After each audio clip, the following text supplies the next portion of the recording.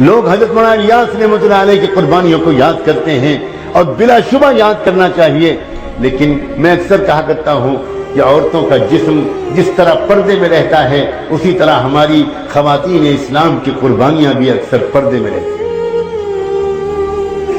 یاد کرو وہ دن جب حضرت مولانا الیاس رحمۃ اللہ علیہ نے اپنی جائیداد، باغ، کھیت سب بھول کر چھوڑ کر دن رات دین کی محنت میں لگ گئے۔ ان کے لوگوں نے ان سے بہت کہا کہ آپ کے پاس بڑی جائیداد ہے، باغات ہیں، لوگوں نے قبضہ کر لیا ہے، تھوڑی توجہ کر دیجئے۔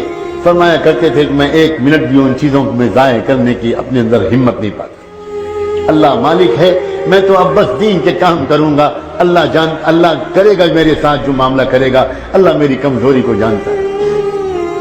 پھر آنے لگے امتحان، پھر وہ وقت آیا کہ رمضان مبارک کے دن تھے، بنگلے والی مسجد میں مہمان تھے، دسترخوان سحری کے وقت میں بچھایا گیا، لیکن دسترخوان پر جانتے ہو کیا رکھا گیا؟ کھانے پینے کے لیے کوئی چیز نہیں تھی۔ وہیں پر ایک پیڑ لگا ہوا تھا جس میں گولر کا پھل نکلتا تھا۔ گولر کا پھل کوئی انسان نہیں کھا سکتا، یہ صرف بکرے کھاتے ہیں۔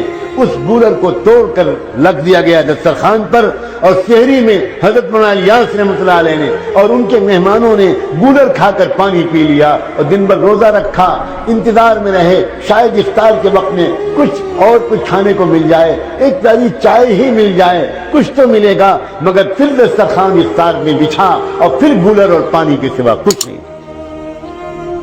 جب ایسے دن گزرنے لگے تو حضرت مولانا الیاس نے ایک مرتبہ اپنی بیوی سے کہا، ان کی بیوی اچھے رئیس خاندان کی تھی، اور ان سے کہا کہ دیکھو مجھے لگتا ہے اب میری قسمت میں تو یہی سب لکھا ہے، میں نہیں چاہتا کہ میری وجہ سے تم کو تکلیف پہنچے، میں خوشی خوشی تم کو آزاد کر دوں گا، کوئی تحفہ دے سکوں گا تو دے دوں گا، تم کو طلاق دے دوں گا، تم چلی جاؤ اپنے میکے واپس، اور پھر عدت گزارنے کے بعد میری دعا ہے کسی کھاتے پیتے انسان کے ساتھ تمہارا نکاح ہو، تم یہ تکلیف کب تک برداشت کرو گی؟ حضرت مولانا الیاس کی اہلیہ خاموش نہیں، ایک لفظ نہیں بولی، اٹھی اور کوٹری کے اندر گئیں، اور ایک پوٹلی انہوں نے چھپا کر رکھی تھی، اس میں کچھ زیور تھے اور کچھ روپے تھے، وہ لائیں اور لا کر ان کے قدموں پر رکھا اور کہنے لگی مجھے اپنے گھر سے اپنے قدموں سے جدا مت کیجئے، یہ جو کچھ ہے میں حاضر کرتی ہوں، سلام ہو اس اللہ کی بندی پر، سلام ہو اس کے عزم و قربانی پر، کیا پتا اس قربانی کو قبول کر کے اللہ نے پورے دعوت والے کام کو قبول کیا۔ علماء کرام کیوں نہیں جانتے اور یاد رکھتے اس واقعے کو؟ وہ یاد کرتے ہیں حجت الاسلام حضرت نانوتوی رحمۃ اللہ علیہ کو۔ اللہ اکبر، جب یہ نام آتا ہے میرا دل چاہتا ہے میں اللہ سے کہوں اللہ میرے خاندان کی عزت و ناموس کو ان کے قدموں پر قربان کرو۔ حضرت نانوتوی معمولی شخصیت نہیں تھے، ان کی بیوی بھی ایک بہت بڑے رئیس گھرانے کی تھی۔ جب وہاں نکاح طے ہونے لگا تو حضرت نانوتوی رحمۃ اللہ علیہ نے بار بار کہا اپنے گھر کے بزرگوں سے میرا رشتہ اس گھر میں مت کریں، وہ بہت کھاتا پیتا گھرانہ ہے، بڑے رئیس گھر کے لوگ ہیں، ان کی بیٹی میرے گھر میں آ کر کیسے چین سے رہے گی؟ میری زندگی تو فقر میں گزرنے والی ہے، اس کی بیٹی پر یہ ظلم مت کیجیے۔ مگر بیٹی کا والد یہ کہتا تھا میں اپنی بیٹی کا نکاح مولوی قاسم ہی سے کروں۔ نواب تھے وہ اپنے وقت کے، اور جانتے ہو پھر کیا ہوا؟ عورتوں سے کہہ رہا ہوں خاص طور پر یہ باتیں،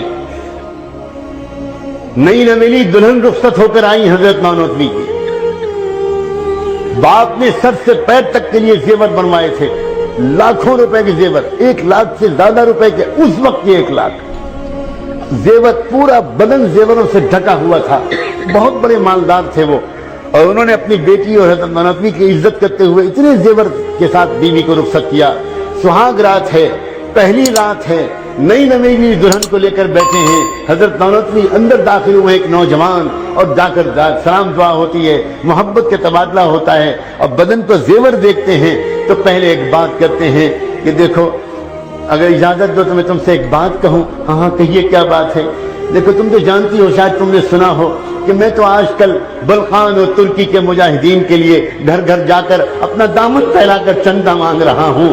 وہاں لوگ تڑپ رہے ہیں، ان کا علاج نہیں ہو پا رہا، ترکستان کے لیے، بلقان کے لیے میں وہاں کے لیے چندہ کر رہا ہوں۔ تم کو اتنے زیور اللہ نے دیے ہیں، یہ تمہاری ملکیت ہے، میں صرف حکم نہیں دے رہا، مشورہ دے رہا ہوں۔ اگر تم یہ سارے زیور اللہ کے راستے میں دے دو تو مجھے امید ہے اللہ تم کو جنت میں اس سے اچھے زیور دیں گے۔ کیا دلہن تھی وہ کہ اس نے 1 منٹ تردد کے بغیر ایک ایک زیور اتارنا شروع کیا اور زیور اتار کر حضرت نانوتی کے قدموں میں رکھ دیا۔ آپ کا احسان ہوگا، اس کو اللہ کے راستے میں خرچ کروا دیجیے۔